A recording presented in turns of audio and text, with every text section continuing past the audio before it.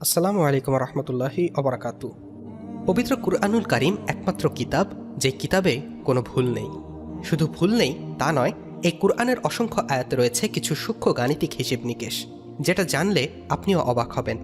আপনি আরও জেনে খুব বিস্মিত হবেন যে পবিত্র কুরআনের আয়াতগুলোর মধ্যে ১৯ সংখ্যাটির কারুকার্য অত্যন্ত নিখুঁতভাবে গেঁথে দেয়া হয়েছে। কুরআন যদি কোনো রক্তমাংসের মানুষ দ্বারাই রচিত হতো, তবে এতে এমন নিখুঁত গাণিতিক হিসাব থাকতো না। মানুষের চিন্তা শক্তির একটা সীমা আছে, কিন্তু কোরআনের এই নিখুঁত হিসাব সেই সীমাকে অতিক্রম করে অসীমে চলে যায় আর প্রমাণ করে এক মহাশক্তির অস্তিত্বের সত্যতা। সেই মহাশক্তি হল মহান আল্লাহ সুবহানাহু ওয়া তাআলা। পুরোটা পড়ার পর আপনার মাথা তার প্রতি শ্রদ্ধায় নত হয়ে আসবে। আরবিতে বিসমিল্লাহির রহমানির রহিম লিখতে ঠিক ১৯টা হরফ লাগে। কুরআনে মোট ১১৪টি সূরা আছে। ১১৪ সংখ্যাটি ১৯ দিয়ে বিভাজ্য, অর্থাৎ ১১৪ সমান ১৯ গুণন ৬। প্রথম যে সূরাটি সূরা আলাক নাজিল হয় তার অবস্থান শেষের দিক থেকে ১৯তম। প্রথম যে ৫টি আয়াত সূরা আলাকের নাজিল হয় তাতে ঠিক ১৯টি শব্দ আছে। সূরা আলাকে মোট আয়াত আছে ১৯টি, আর এই ১৯ আয়াতে আছে মোট ২৮৫টি শব্দ, যা কিনা বিস্ময়করভাবে ১৯ দিয়ে নিঃশেষে ভাগ করা যায়, অর্থাৎ ২৮৫ সমান ১৯ গুণন ১৫। নাজিলকৃত দ্বিতীয় সূরাটি সূরা আল কালাম, কুরআনের অবস্থান ৬৮তম, শব্দ সংখ্যা ৩৮, অর্থাৎ ১৯ গুণন ২ ৩৮।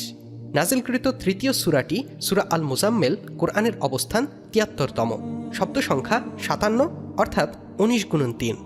আবার সবশেষে নাজিল হওয়া সূরা আন নাসরে আছে মোট ১৯টি শব্দ।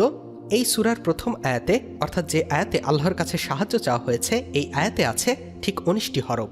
কোরআনে আল্লাহ নামটি উল্লেখ করা হয়েছে মোট ১৩৩ বার, যা কিনা ১৯ দিয়ে বিভাজ্য, অর্থাৎ ১৩৩ সমান ১৯ গুণন ৭।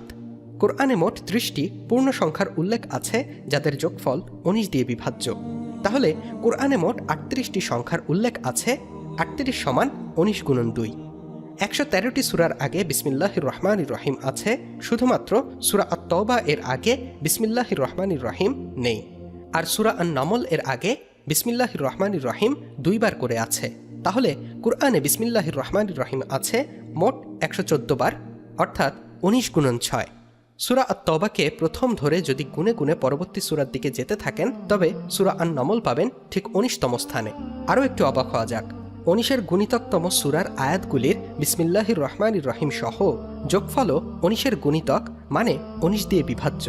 প্রথম দিক থেকে হিসেব করে যেতে থাকলে ১৯ আয়াত সম্বলিত প্রথম সূরা হচ্ছে সূরা আল ইনফিতর।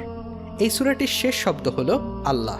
আপনি যদি শেষের দিক হতে আল্লাহ শব্দটি গুনে গুনে আসতে থাকেন, আপনি তাহলে সূরা আল ইনফিতরের শেষের আল্লাহ এর অবস্থান হবে একদম ঠিক ১৯তম স্থানে। আল্লাহু আকবার।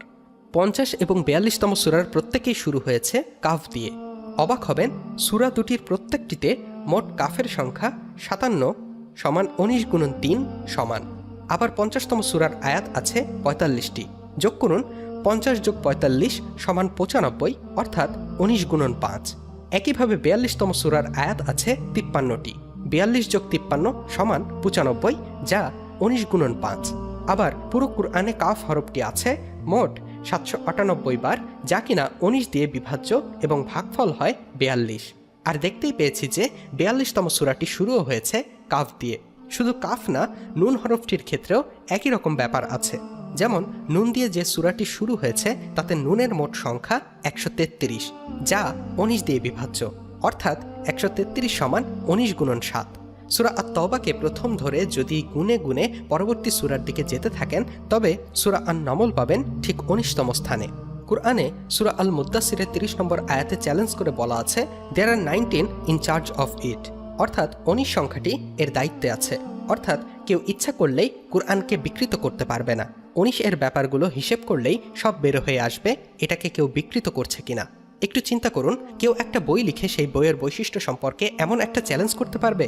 আপনি অনেক প্রতিভাবান লেখক, আপনি পারবেন শব্দ, বর্ণ, বাক্যের সংখ্যা নিয়ে এরকম একটা চ্যালেঞ্জ ছুড়ে দিতে, একটা বই লিখতে? এই সবই প্রমাণ করে কোরআন কোনো মানুষের তৈরি কাকতালীয়ভাবে মিলে যাওয়া কোনো বই না। এটি সৃষ্টিকর্তার নিজের কথা, বাণী। এ কারণেই আত্মবোধী যেমন কুরআন বিকৃত হয়নি, তেমনি কিয়ামতের আগ পর্যন্ত হবে না। মহাশক্তিধর আল্লাহ নিজে এর রক্ষক। শুধু 19 নয়, এমন অসংখ্য নির্ভুল গাণিতিক বিষয় রয়েছে পবিত্র কুরআনুল কারিমে, যা জানলে আপনার মাথা এমনিতেই নত হয়ে যাবে আল্লাহর জন্য। দিন যত যাবে পবিত্র কোরআনের গুপ্ত জ্ঞান আরও উদ্ভাসিত হবে, কারণ এই সেই কিতাব যেখানে অন্য কারো কোনো কথা নেই, শুধুমাত্র আল্লাহ সুবহানাহু ওয়া তাআলার কথা দিয়ে পবিত্র কোরআন গঠিত। নবীজির আমলের তৎকালীন সময়ের সেরা কবিগুলো কোরআনের সাহিত্য দেখে থ হয়ে গিয়েছিল। নবীজির এই জীবন্ত মুজিজা কিয়ামত পর্যন্ত জীবিত থাকবে, মানুষ পড়বে, বুঝবে আর হেদায়েত পাবে। আল্লাহ তাআলা আমাদের সকলকে পবিত্র কুরআনুল কারীম জেনে বুঝে আমল করার তৌফিক দান করুন, আমিন। পবিত্র কুরআনের গাণিতিক বিষয়ের ওপর এমন ভিডিও যদি আরও দেখতে চান, কমেন্ট করে জানাবেন। আল্লাহ হাফেজ।